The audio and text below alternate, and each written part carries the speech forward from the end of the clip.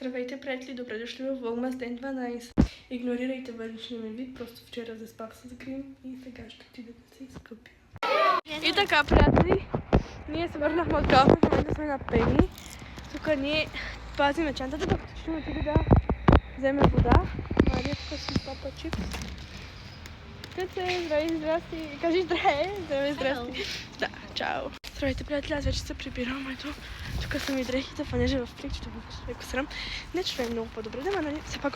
Между другото, тук ще видях, че като бяхме на Калфан, се изтрили това, което снима.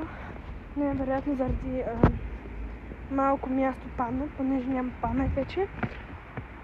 Вече се извинявам, бяхме на Калфан и напължохме неща за клишия.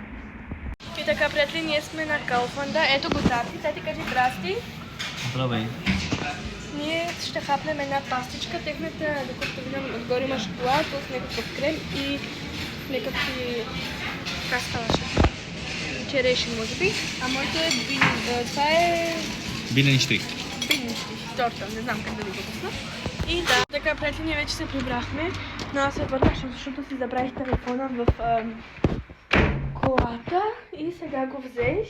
Между другото, забелязах, че постоянно казвам здравейте, приятели.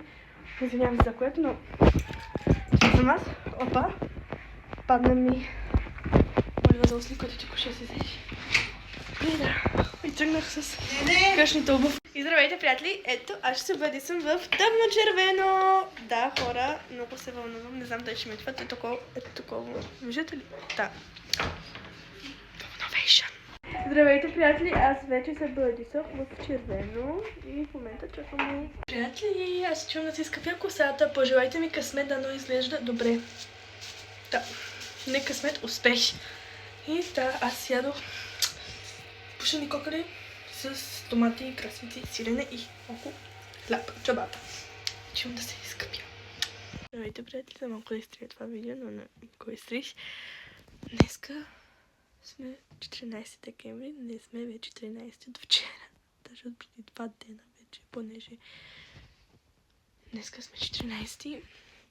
И аз вчера отново заспах и забравих да завърша това видео. Преди малко, тук ще завърших всъщност и видеото от вчера, от 14.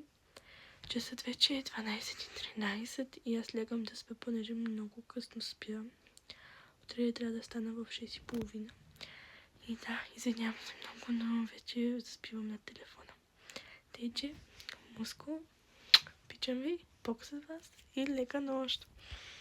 Обичам ви, прекрасни. Чакайте. Vlogmas ден 14. И днес ще снимам в Vlogmas ден 15.